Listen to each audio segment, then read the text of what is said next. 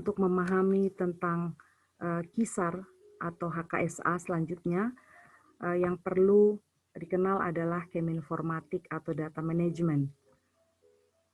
Setelah sekian tahun ditemukan struktur kimia bahan aktif obat dan tentu saja struktur target protein, maka penyimpanan dari data tersebut itu disimpan dalam satu database yang menampilkan data 2 dimensi dan 3 dimensi. Kemudian juga pemahaman tentang data mining yang mengaplikasikan metode statistik untuk dapat mengetahui keterkaitan antara struktur dengan aktivitas dari kandidat obat. Pada tahun 1970 belum ditemukan target protein yang lengkap data strukturnya. Sehingga pada waktu itu proyek yang dikenal adalah pharmacophore based approach. Lalu pada tahun 1990 setelah ditemukan rekombinan DNA dan cloning, lalu teknologi ini kemudian menolong untuk mengenerate 3 dimensi dari struktur target protein obat. Nah, ini dikenal dengan reseptor based drug design. Nah, olehnya pada beberapa tahun terakhir, karena sudah sangat banyak struktur target biologi yang ditemukan, maka teknologi yang digunakan ini juga meningkatkan proyek dari pharmacophore base. Jadi dalam drug discovery ada dua metode untuk menemukan obat. Yang pertama adalah lead discovery dengan mengidentifikasi komponen kimia melalui aksi-aksi spesifik terapeutiknya. Kemudian yang kedua adalah lead optimization atau optimasi senyawa penuntun atau senyawa panduan, yaitu dengan mengenali properti atau sifat-sifat dan karakteristik kimia fisika dari lead compound tersebut untuk kemudian dites terapeutik use-nya melalui assay biologi. Dan tentu saja penemuan obat baru melalui desain dan sintesis sesuai dengan sifat lead compound tersebut. Jadi dari dua gambar ini dijelaskan bahwa lead discovery itu sebenarnya tidak menargetkan protein. Sedangkan kalau lead optimization, kita sudah mengetahui target reseptor yang akan ditemui obat di dalam tubuh. Sehingga pengobatan atau penyembuhan dari penyakit satu pasien itu lebih cepat. Selain data management, ilmu yang sangat berkembang saat ini adalah pharmacokinetic modeling atau QSPRS. Jadi biasanya kita melakukan eksperimental di laboratorium menggunakan banyak hewan coba untuk melihat profil farmakokinetik dari kandidat obat. Nah, perbandingan atau komparasi banyak hewan coba itu akan menampilkan data-data yang menjelaskan bioavailabilitas dari kandidat obat tersebut. Jadi perjalanan obat tersebut masuk ke dalam tubuh melalui proses ATME atau absorpsi, distribusi, metabolisme, dan ekskresi. Itu tergambar melalui data eksperimental. Namun karena perkembangan teknologi komputasi menyebabkan metode dengan menggunakan modeling atau komputasi ini jauh lebih banyak menolong para ilmuwan untuk menentukan proses eksperimental yang akan ditempuh selanjutnya.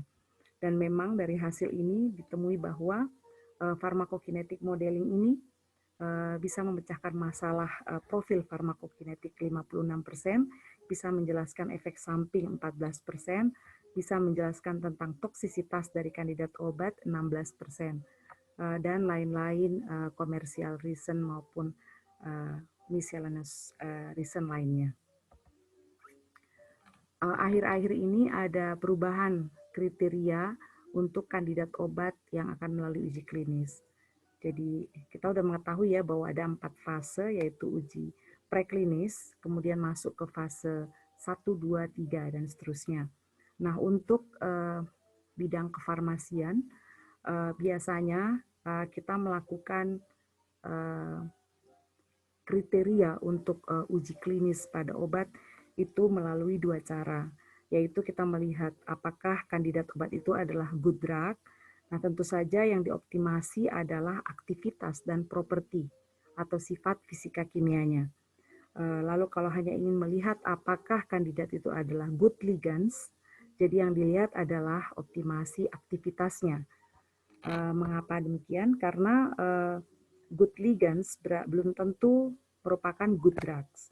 Jadi masih ada proses yang kompleks dalam tubuh di mana ligan atau calon obat yang masuk ke dalam tubuh itu harus bertemu reseptor.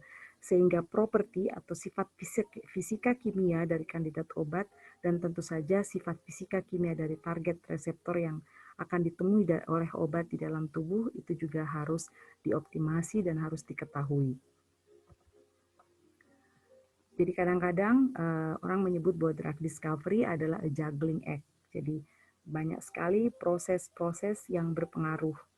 Di antaranya misalnya apakah obat tersebut larut di mana, kemudian stabil pada suhu berapa, apakah pada penyimpanan yang lama ia stabil, kemudian pada saat mulai bekerja untuk menemui reseptor tubuh, apakah kandidat obat tersebut selektif. Sebab jika tidak selektif, maka kandidat obat akan berfungsi sebagai racun atau berfungsi untuk tidak memberikan efek terapeutik sama sekali di dalam tubuh. Lalu kemudian apakah kandidat obat itu aktif?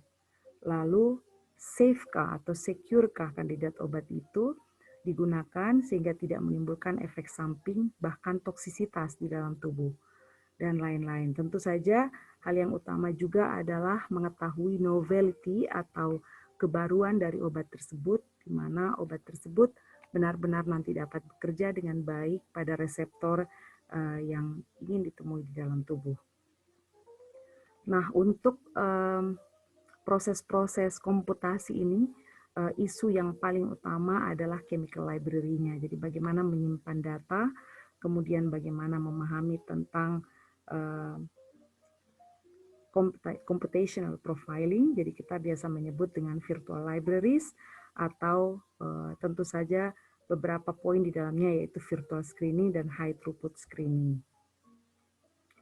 Nah, ini adalah pembahasan tentang protokol virtual screening, di mana tujuan utamanya adalah untuk mencari chemical compound dari beberapa kandidat obat yang hit untuk satu reseptor tubuh manusia.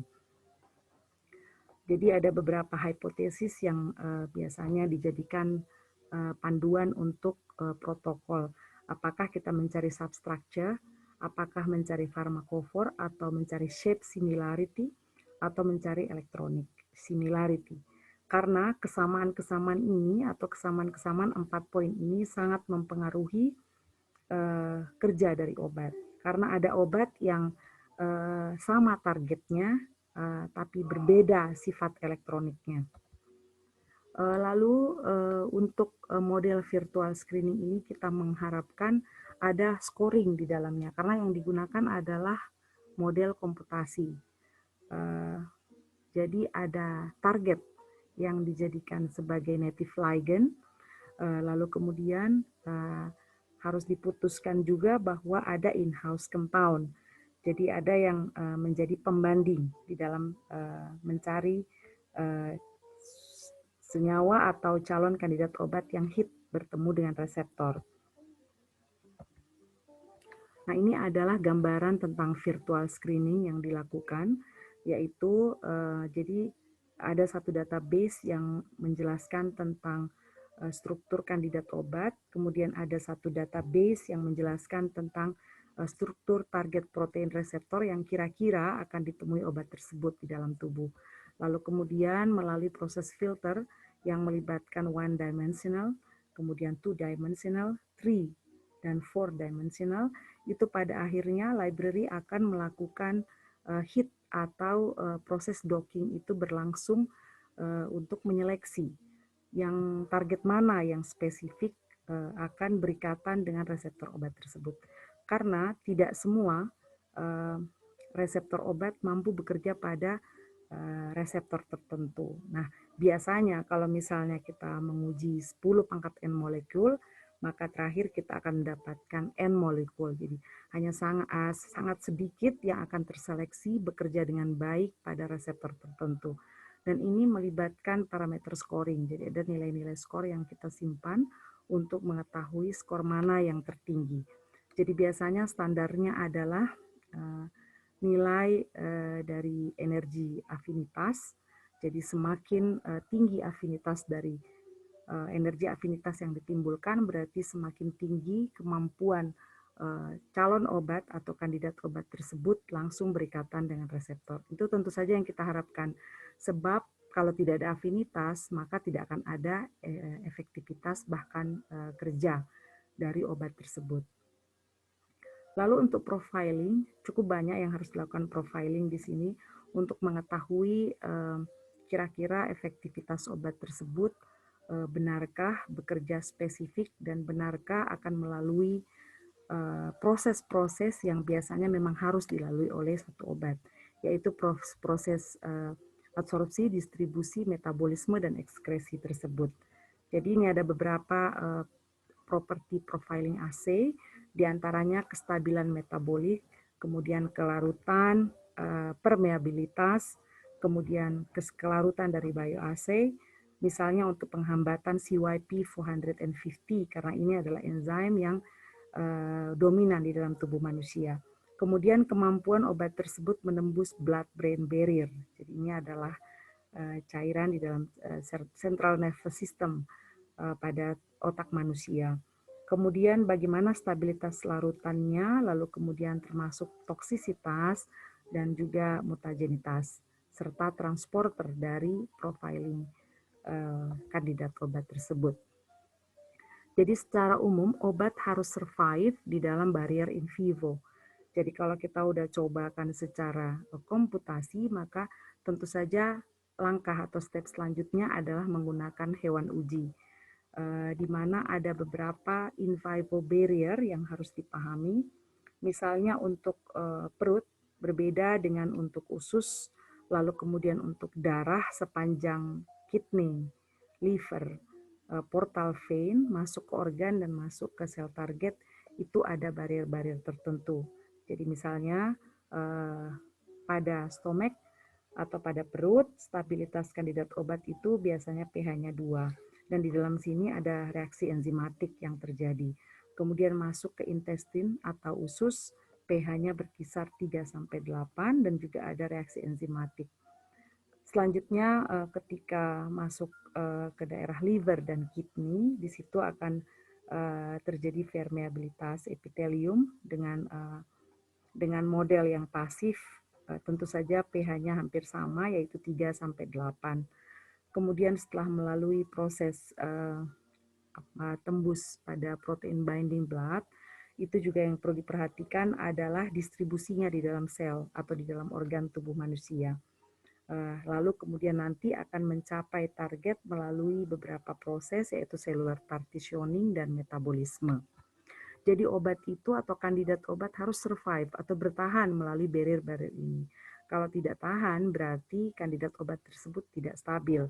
Sehingga tentu saja dari percobaan menggunakan hewan uji, kalau sudah mengetahui bahwa profiling farmakokinetik yang kita harapkan tidak tercapai, maka itu berarti obat tersebut atau kandidat obat tersebut tidak survive dan belum layak untuk masuk ke uji-uji selanjutnya, yaitu uji klinis. Nah, ini adalah beberapa stage untuk mengetahui properti, di antaranya adalah menggunakan high throughput screening atau HTS, menggunakan assay enzim, kemudian assay cellular, lalu animal to human.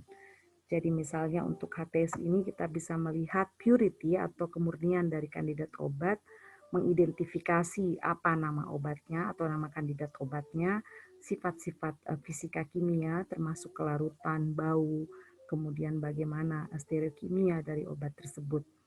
Kemudian stabilitas pada saat melakukan bioassay dan kelarutannya itu juga dicek. Demikian pula untuk melihat kemampuannya melalui assay seluler, yang dicek adalah permeabilitas, kelarutan, dan kestabilan.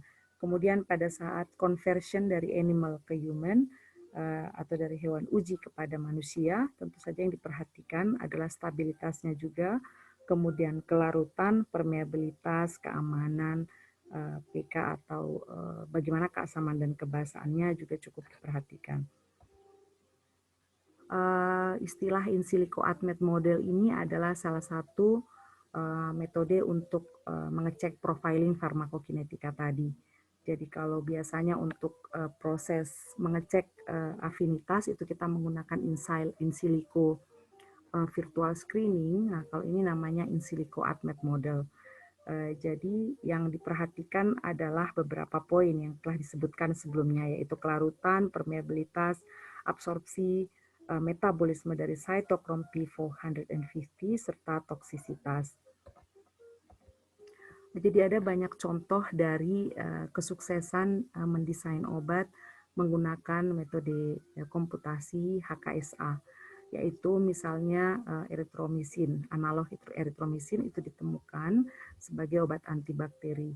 Kemudian derivatif sulfonamid yang baru juga adalah antibakteri, derivatif rifampicin sebagai antituberkulosis, naftoquinone sebagai anti malaria, mitomycin sebagai anti leukemia, piridin 2 metanol sebagai spasmolitik, siklopropalamin sebagai MAO inhibitor, karbolin sebagai MAO inhibitor, jadi ini betanya saja, kemudian feniloxasolidin sebagai radioprotektif, hidantoin derivatif sebagai anti CNS tumor atau tumor untuk central nervous system, kemudian quinolone sebagai antibakteri.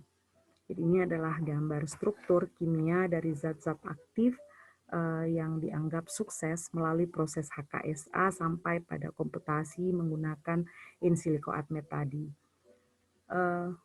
Contohnya misalnya norfloxacin, itu ditemukan tahun 1983, kemudian donepezil yang merupakan obat Alzheimer. Kalau tadi norfloxacin adalah antibiotik, ini donepezil tahun 96 melalui proses docking study. Ia adalah penghambat asetilkoinesterase.